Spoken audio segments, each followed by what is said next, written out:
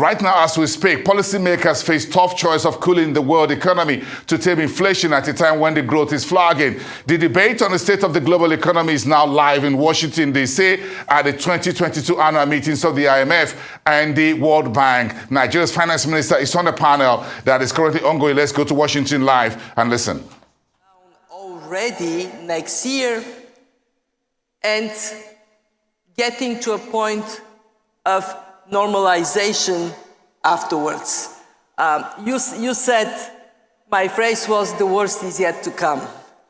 Do you want me to explain why I said that? Do you want me to explain why I said that? Because rates have been going up, but they're yet to bite. They are still going up some more, and the impact of higher rates we start feeling with some lag. So we're looking towards next year. Pascal, Minister, if rates are going higher, how does the Eurogroup respond? The Eurogroup will respond by having the right shared budgetary approach to the change in interest rates that the ECB will deem necessary. There will be a number of different elements to that. The first one is that we will have to get the scale of our budgetary intervention appropriate in our efforts to support households, investment to support businesses, and also in our efforts to move to a lower carbon and safer future. So this means targeted relief? It does mean targeted, but of course we're in a world where the exact design of what a targeted relief looks like is extremely hard to deliver. Because as the Managing Director and the IMF have acknowledged, we're now facing very broad economic shocks with very serious social consequences. And as finance ministers were bringing measures in difficulty, we did bring in broad measures. But what we now need to do, and the euro area is now doing this, is we need to get the level and the scale of those broad measures better calibrated in the time ahead. And then we need to ensure that new measures that are being brought in, particularly for businesses and vulnerable households, are more targeted and capped in value. Are you expecting a recession? We've always acknowledged that a recession is a risk. To be in front of an audience like this, in a building like this, in this institution, and to pretend otherwise simply would not be credible. However, if we look at the forecasts that we have for the euro area at the moment, for both this year and next year, they're currently pointing to a low level of growth as opposed to a recession.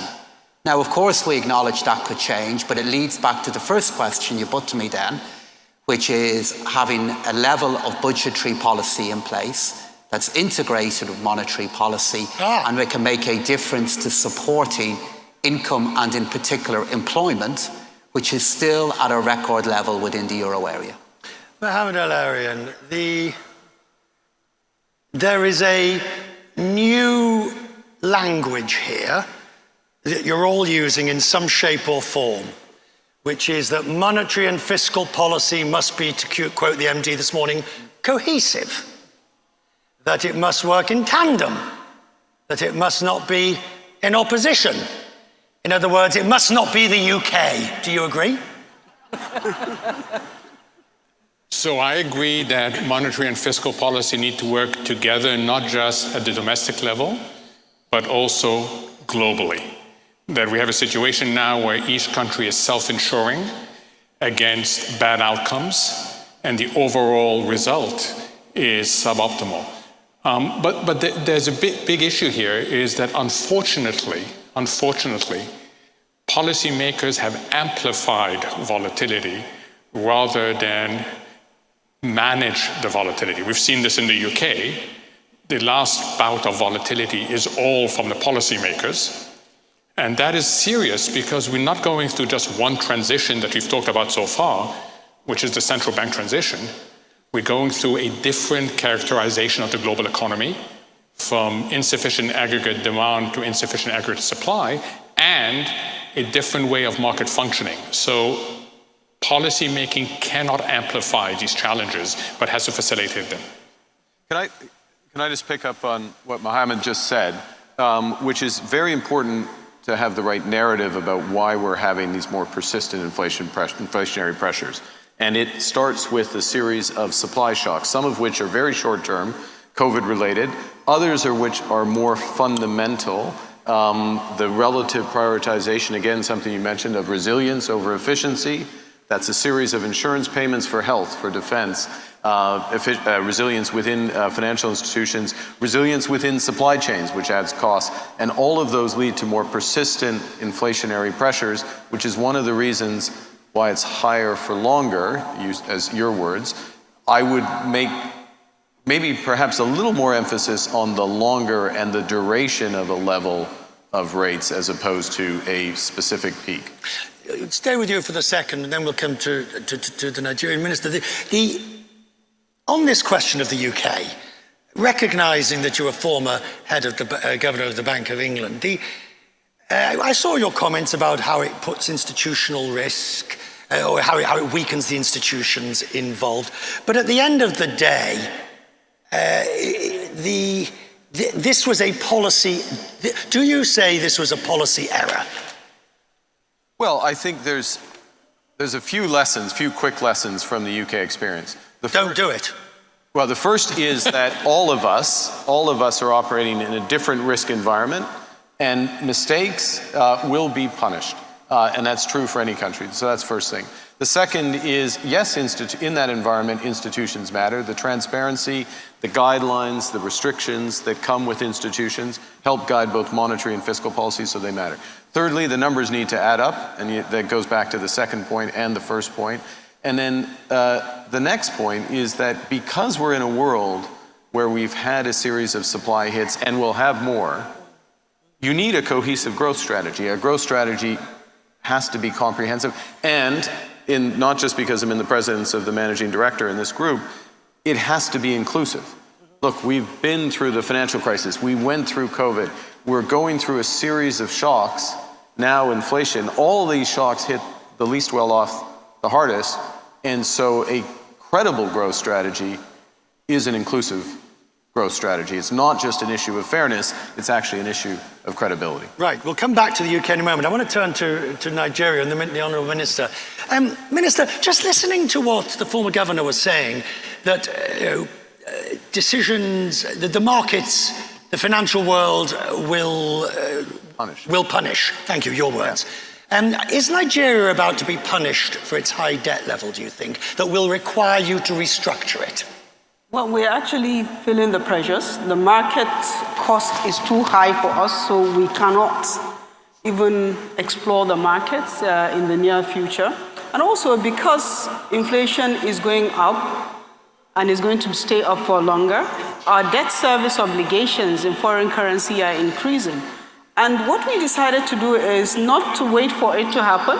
We have to start looking at how do we better manage our liabilities. For example, our domestic liabilities, we've been able to shift our loans from short tenors to medium and longer term tenors. We have to do the same thing for our international borrowings as well, bilateral loans, and even some of the concessional loans, that the periods should be stretched to give us more fiscal room. While we are working to increase revenue, to improve on our revenue to debt service, we still need to be able to renegotiate and stretch out our repayment obligations to provide us with fiscal. So we are not restructuring our loans, but we're looking at options of how we can stretch out, including buying back some of our bonds when the market allows us to do that. With respect, Minister, isn't that just playing with language? If you're doing all those things with existing loans,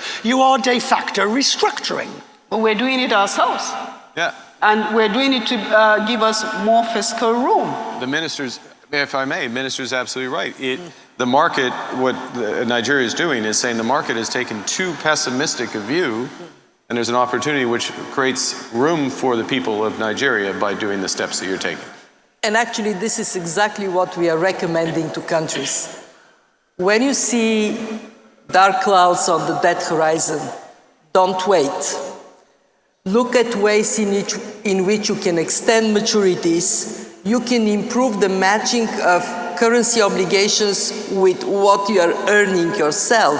In that sense, what Nigeria is doing in the current environment is exactly what Nigeria should be doing. Right, but Minister, it's going to get worse because, as you've already heard and as you know, rates are going higher. They're going to stay higher for longer, which will not only create an increase in your debt servicing, but also will suck investment out from poorer countries. It is true, and that's why we have to be ready.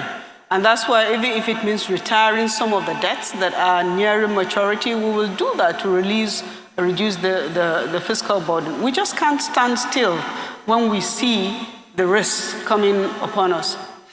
Let's talk. Sorry, did you want to come in on that? Look, one very dire reality is that what is happening in terms of rates, currency appreciation, dollar appreciation, and capital flows is hitting emerging markets and developing countries hard. And this is where we see lessons from experience. Number one, build strong fundamentals. Bit late to do that now. No, those who have done it, it is like with the pandemic. Right, but if you haven't done it already, it's a bit late. Well, there would be another crisis to come. Build strong fundamentals. We are in a more shock-prone world. And two, don't be shy to face and admit reality. Part of it is recognize that when growth goes down and interest rates go up, there is an institution built to be counter-cyclical, and it is called International Monetary Fund.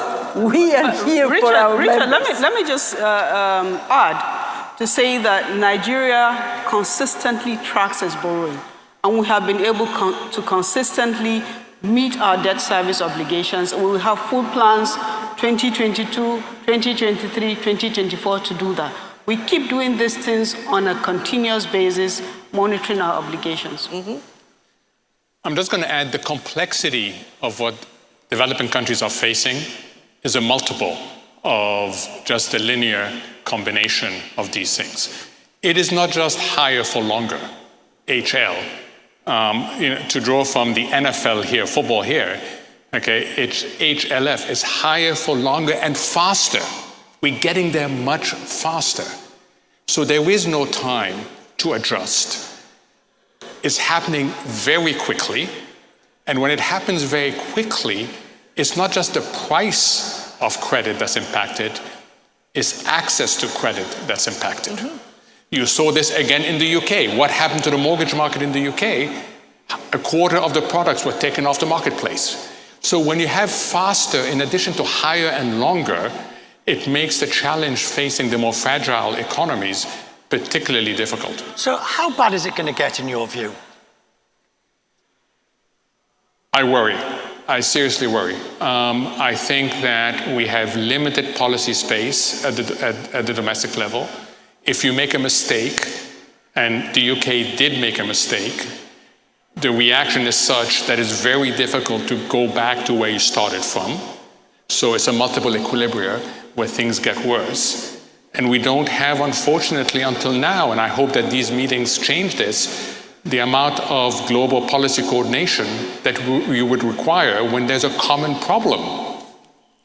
So let's talk on that global policy coordination. The governor of the Bank of France, in a speech yesterday at Columbia, basically talked about the need for greater coordination, intervention, whatever one might say. When I questioned him this morning, he sort of said he was not referring to currency, coordinated currency intervention. Do you think that there needs to be some? I'm not saying we need another plaza.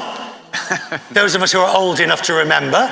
I'm not saying we need another plaza, but I am saying, does there need to be greater coordination to maintain strengthened currencies? To be absolutely clear, there will not be a new Plaza Accord or whatever version of that is in place. The world has moved on from that. What is necessary is a comprehensive understanding of the spillovers of policy on each other, both in financial markets and the aggregate monetary tightening that has taken place.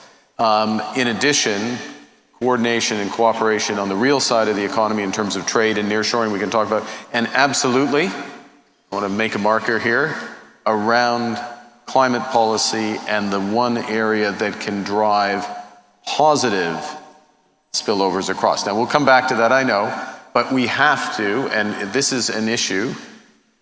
You chastised, I think is the right word, the managing director in her own house about saying get ready and prepare and do things today. And this is the ultimate area where we can do things today and move forward and actually drive growth along. Yeah, I think the governor of the Bank of France, though, was also referring to the coordination opportunities that are still there within blocs such as the euro area, and there are so many. I mean, we've had much discussion here about the need to coordinate where we are between fiscal and monetary policy. But within the euro area, and the great project the European Union is still working on, is the greater efforts that we have to coordinate energy policy. And if I look at the progress that we have made in 2022, for example, a shared approach to trying to reduce consumption of energy, the work that has been done to build up common gas reserves, it is how we can build on that work throughout this year and in 2023 that is the further needed coordination opportunity for the European Union that in turn will make our task of coordinating other economic policies a little bit easier. And I have to say, I don't accept the argument as well that it's ever too late not to build up fundamentals. I don't accept that. Even in a crisis situation, even when we're facing great challenges, which we are, how we respond back to them and how we can frame a common response. I didn't say it was never a good thing to do. I just simply said it was too late. If you're hoping that your fundamentals are strong enough now, you had 2 or 3 years when the previous MPs said, fix the roof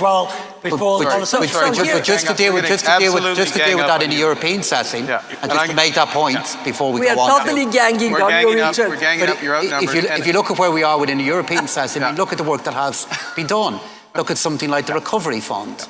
Look at the work that has happened in dealing with COVID. Look at instruments like Next Generation EU, Repower EU. Just the fact that this work is still relatively recent, and some of it's only a year old, some of it's still only in the process of being rolled out, is the kind of fundamentals that great efforts have been made to strengthen in even over the last number of months and years. Richard, Christine Lagarde said, when the sun is shining, fix the roof. We know as human beings that the probability of fixing the roof when the sun is shining is not that high.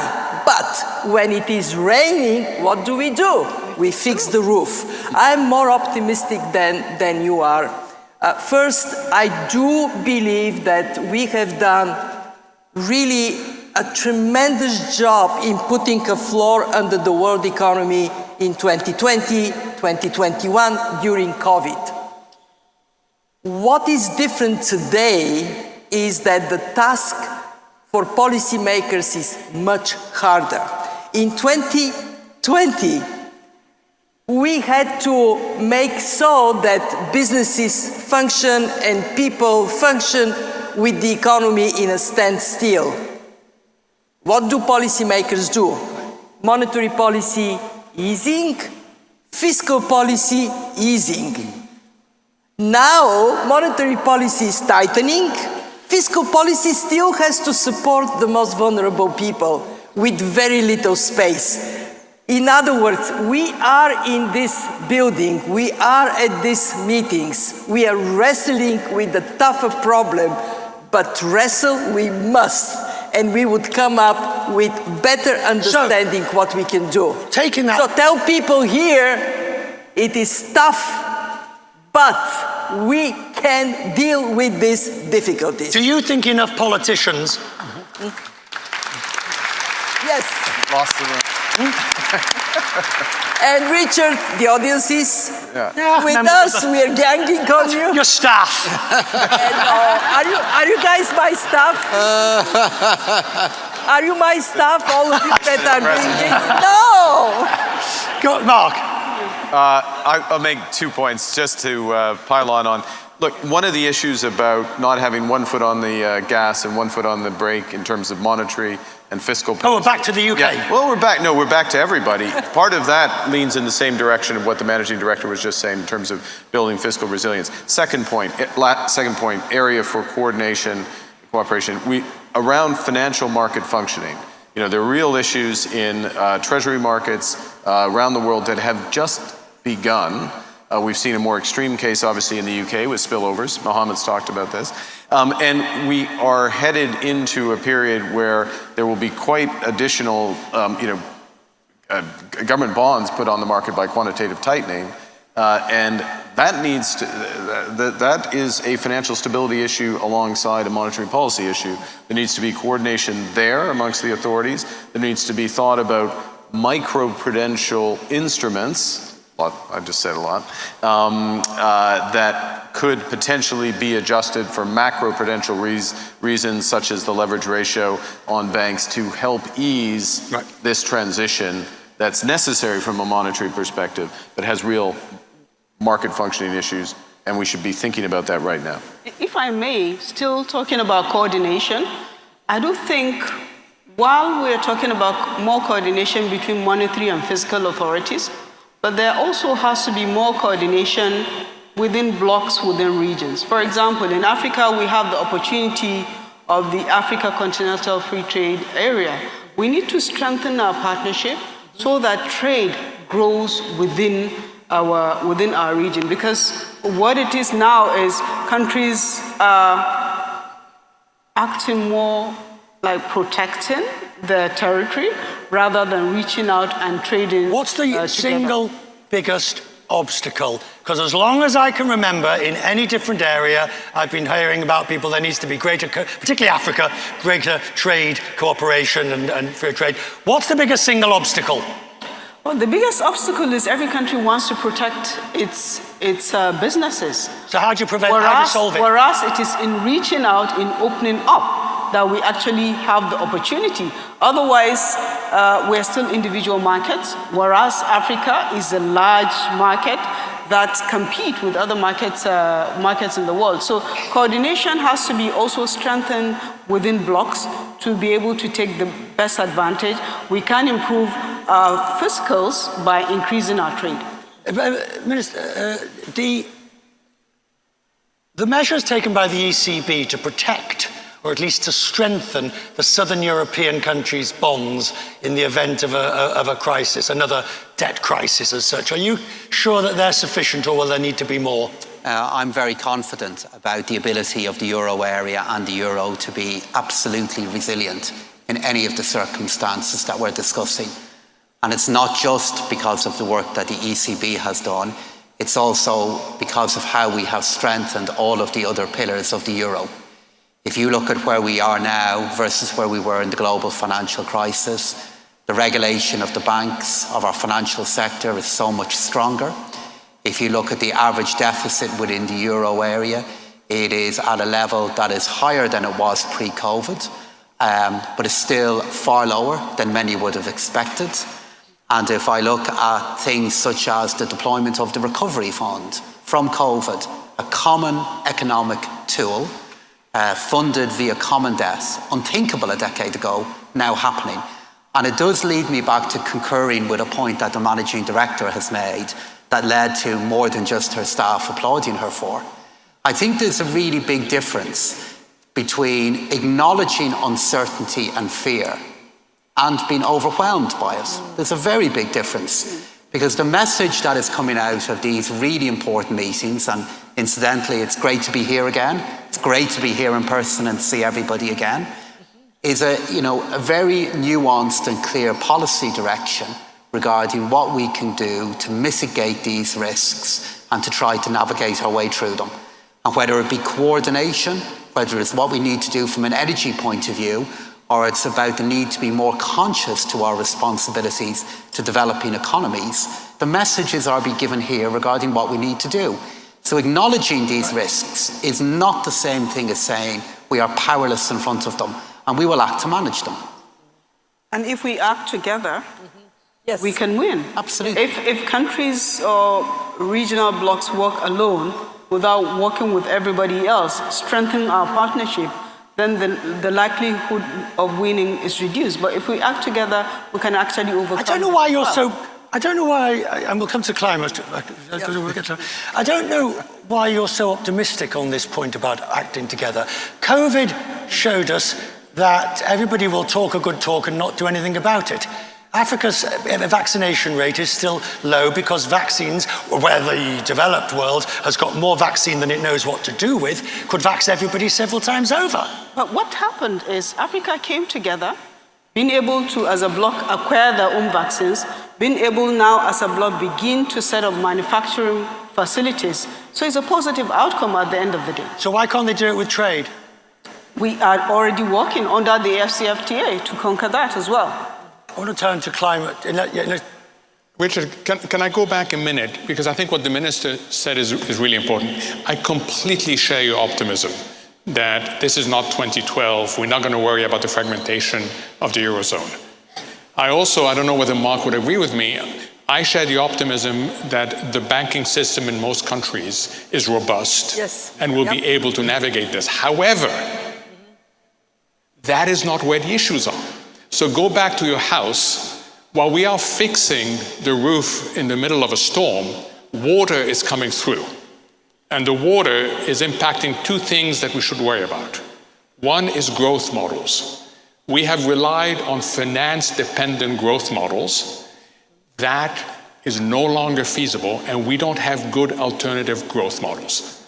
Issue number two is the electric system is not the banks, it's the non-banks, where unfortunately supervision and regulation has lagged the banks. So who would have thought that the UK pension system would be a source of systemic risk? But it is, because there's been massive risk-taking in the non-banks during a time of zero interest rates and abundant liquidity. So I share the optimism on the old problems, but I worry about some other problems. But that is, Mohammed, you and I very often agree 100%. So this time we agree 90%. Because, of course, there are new problems that come, and we have to solve these problems. After the global financial crisis, we did put the banking sector in order, and we left the non-banking financial institutions, which at that time were only 10%, to meander in the wilderness. And as you said, they gobbled up far too much risk, and they have increased in size. To me, what this says is, here is a problem we have to solve. And I think it becomes much more visible today, and the probability of solving it is much higher. Actually, that was a topic of discussion at the G20 exactly for that reason. So my plea for all of us is to identify rationally problems and then muster the will to solve them, because which is more difficult? To identify the problem or to muster the will? Muster the will. Muster the will. This is the more difficult problem. Managing Director, I would just add one more thing. And protect the most vulnerable segments of society, because they are exposed to the collateral damage of acting. This is the 100%, Mohammed. 100% agree. I want to turn on this, muster the will, because let's talk about climate for a few minutes, because I can hear the answer, it's not an either or at the moment. You've still got to do climate relief, you've still got to do energy transition, etc., etc. But does it have to take a back seat to what we're dealing with, particularly, of course, bearing in mind Ukraine and the war in Ukraine? Well, I think the short answer is no, absolutely not. And I think the evidence is increasingly in on the decisions that governments are taking. Let me put a fine point on it, which is, what do we learn from the war in Ukraine? We have an energy system that's unreliable, By the way, it's been around for a century, this energy system. It's unreliable, it's unaffordable, it's inaccessible, and it's unsustainable. Those are 4 realities of it. Secondly, what do you have to do in the short term to keep the lights on, to keep, countries will do what they have to do, understandably, in the short term to keep their people warm, to keep the lights on. But the big decisions around energy systems do not affect those energy systems for 5 years at least. And if you look at what the EU has done with Repower EU, quintupling by the end of this decade the rate of clean power that's going to come into place, backed up by things like 1-year permitting and other incentives. If you look at the scale of incentives, I think this is still massively underappreciated, the scale of incentives in the Inflation Reduction Act in the United States. And actually what's starting to happen is countries are looking at that, other countries looking at it and saying, I think we better match it. Okay, so the jury in terms of the movement on energy systems is to an absolute acceleration of clean energy. The reality, though, the downside is that in the short term, we're using up more of the carbon budget, and therefore we have to be faster. Right, but does that downside extend? Because once you've started the argument of sort of, we're going to need that coal power station, we're going to need to dig more coal, we're going to need to open up new gas fields, does it then just become a natural progression, even, please God, the war ends? No, I honestly don't think so. I think that countries are looking at where they're going to be, as I say, in 5 years, including, and helped by the IMF, including in the emerging and developing world, about really building, I'll give a commercial for you, on the Resilience Trust. And are we using precious public resources, I'll stop with this, precious public resources to leverage in private capital, and there is a wall of private capital that is looking for exactly these type of investment opportunities. Mohammed made the point there that what this current challenge is doing is posing the question regarding the sufficiency of our growth models and what are the alternative growth models that we need to develop at this moment of difficulty. And some of the key strands of it were just identified by Mark, and I agree with his optimism regarding where we are. He is right to say that in the short term, governments are doing what they need to do to keep the energy, to look after our countries at a moment of real security challenge.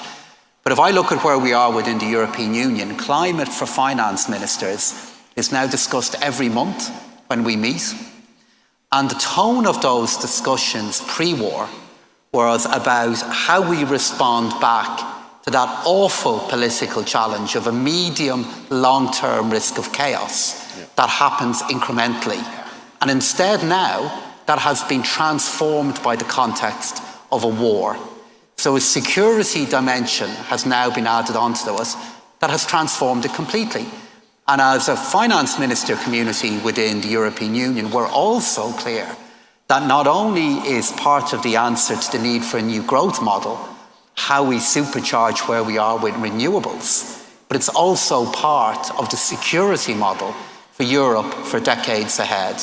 And if I look at the priorities that governments have, investment in lower carbon technologies, investment in renewables, hasn't been altered at all by the effect of the war. In fact, the commitment to it has deepened. I want to go back, I want to go back to inflation. For as long as I can remember, I've been... Richard, if I may, of course. On energy, on the climate change. Of course, Minister. What has happened with the war in Ukraine for us in Africa is we are ending up now seeing countries going back more to fossil fuel because they don't have an option. And it becomes easier for us to push for the transition that we've been asking for, at least for energy sources like gas, to be allowed to stay with us. So for us, in a way, that has brought us some advantage because we know there is now an agreement that more gas needs to be produced in other places other than where Ukraine and Russia. So in a way, for African countries that have gas to produce, it's a positive thing. We just hope that the bank and the fund will meet their commitments to support us in accessing finance to develop gas. Right, but that's 2 steps forward, 1 step back, or the other way around. Yeah, but that's what we... I mean, that's the reality. Actually, it is 1 step backward.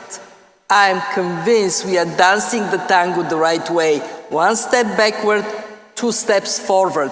I know that what we would witness is acceleration of the green transition. Why? Because the same way during the pandemic, we recognized that vaccine policy was economic policy, we now recognize that energy policy, energy security is economic policy. And with the price of fossil fuels up, the competitive force of alternatives is clearly demonstrable. It takes some time, so we have to do more of the investments you're talking about, and it takes using public money to remove barriers for private finance on scale. Mark said something very interesting. In a couple of years ago, when we were talking about climate change being macro-critical, there were skeptics. Yeah. Richard, look at the corner over there at the IMF. What does it say? Climate matters. Yeah. In short 2 years, we have transformed the mindset of macro policy to integrate climate, and we would reap off the benefits of it. 2 points. It's not one step back, 2 steps forward. It's 4 steps forward. That is the scale That's of the acceleration of clean energy in Europe, in the US, in the UK, in Canada, that's happened in the course of the last 6 months. I think it's massively underappreciated. Second point, so you can get back to inflation, I know you want to go there, which is to reinforce what the managing director just said. Climate policy is macro policy. It is the third pillar of macro policy. It influences the path of inflation. Great work by the IMF and the WEO on this exact issue, and it will absolutely influence the path of growth in a positive way. It's one of the big growth multipliers for medium term. Over to you. A new growth trajectory for Mohammed. I've decided to leave inflation. I want to finish on this idea. It's inflation related. All right, it's inflation. We were told for so long the significance of 2%. We were told that policymakers knew what they were doing. We were told X, Y, Z. So Mohammed El-Erian, how the hell do we end up with inflation 3, 4, 5 times the rate? I thought you were going to ask me whether 2% is still the right number. That's a different way of saying the same question. Is it? I think if you were designing today what the right inflation number is, it would be above 2%. There are significant resource reallocations going on in the global economy, and you need a bit more lubrication of that. However, you're stuck with 2%. But if I failed as spectacularly as central banks have failed to get that to keep the 2%, not even close, not even close. You're shaking your head. Yeah, I think you're unusually not giving recognition for the scale of unpredictable events that we got buffeted by. I mean, the central bank community, budget policy, finance ministers have dealt with a pandemic. They've dealt with the effect of a war on the global economic system.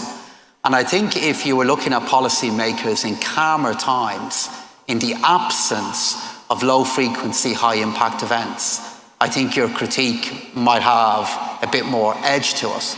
But if I look at where we are at the moment, whether you're a central bank governor or whether you're a finance minister, we're dealing with a pandemic that some predicted, but not many saw happening in the way it did. And we're now dealing with a huge war of scale in Europe. I'm not here making excuses, because of course where we are is an environment of new and real challenges. But I would make the case that perhaps more preparation did happen than you're acknowledging, the value of which we are seeing now, and the scale of collective response to these challenges, either during COVID or during the war, again has more meaning and impact than I think is sometimes acknowledged. If I'll answer your what happened question this way. If we were in this room, the last time we were in this room and for the decade before that, much of the discussion would effectively be about interest rates being at rock bottom, inflation being below target, deficient demand. How do we get demand up? But there'd be some talk of structural. Anyways, it's a world of deficient demand. We shifted over COVID to a world of a series of supply shocks, specifically with COVID, then with the energy shock, the changing nature of globalization, the climate transition, all of those are supply shock. It is a absolutely different environment, which is part of the reason why it's there. I'll add two other points. One is that of course is also what was happening with Brexit. And we did identify with Brexit in advance that would be a negative supply shock, would drive the exchange rate down, inflation up, and would potentially force the central bank to raise interest rates into a recession. That is what's happening in aggregate to the global economy now. And it is a huge regime shift, and the need is to balance policy to bring it back. And I think that's underestimated. This is not a little cyclical adjustment. Yeah, what we are witnessing is a transition from a world of more predictability, where interest rates were low and inflation was low, to a world of more frequent exogenous shocks, shock upon shock upon shock. We have to really work out on changing our mindset to be much more precautionary and to be prepared for much more uncertainty we deal with. Think of the unthinkable. I want to end on a positive note. So, Minister, start with you, Minister. One reason why I should be optimistic. Well, let me use my country, Nigeria, as an example. We don't have too long. Oh, okay. Well, we should all be optimistic because despite the several shocks that we've been going through, we've been able to have a stable economy, be able to report growth, and be able to provide support to the vulnerable people. And this is a plan that we have for on a medium-term basis. President, one reason why we should be optimistic, and start your answer with whether you want to be head of the ESM. So I've got a number of jobs that I'm doing at the moment that I want to keep on doing for as long as I can, as long as my government allows me to do it, and I'm spending all my time trying to get another good candidate for the ESM, which we will do. It's not me, I'm overseeing the process. But I think in making the case for optimism, we need, frankly, as important as the ESM is and who's running us, I think we've broader grounds for optimism in the time ahead. And the two reasons I would offer very briefly for optimism is, number one, I think despite the terror, the darkness that is holding in many parts of the world, there are still many reasons to be reassured and have confidence in the ingenuity and goodness of people to make a difference. And secondly, if I look at Europe, Europe is forged in moments of crisis. We did it during COVID, we're going to do it again during this war, and we will, I'm confident, navigate our way through these moments to get to a better place. You're always optimistic. I'm always optimistic. We have a way to add 25 percentage points to the level of global GDP over the course of the next 3 decades, which is to make good on the commitments that we all made in Glasgow. The fund is helping line us up for that. It's a near-term growth engine, and it pays dividends in terms of cleaning the environment. Should we be optimistic? We should be in the sense that we are on a bumpy journey to a better destination. You've heard the elements of the better destination, which is more sustainable, more inclusive growth. We also are exiting a very artificial regime that we got stuck in for too long. So that's another element of optimism. We should recognize that that journey is going to be incredibly bumpy. And I look to colleagues, I spent 15 years in this amazing institution. They're going to have to lead in playing both defense and offense. Defense for navigating the journey, and offense to be well prepared for the destination. Managing Director, you get the last word of optimism. And I'm notoriously an optimist. I'm optimistic because we people are incredibly creative, resilient, and able to overcome. And what is even more important, we love being with each other. So I think we get energy from the fact that we have our families, our friends, and that gives us tremendous strength. And I want to finish with a big round of applause for the fact that after 3 years of COVID, we are back in this place and we are together. Ladies and gentlemen, our panel, thank you.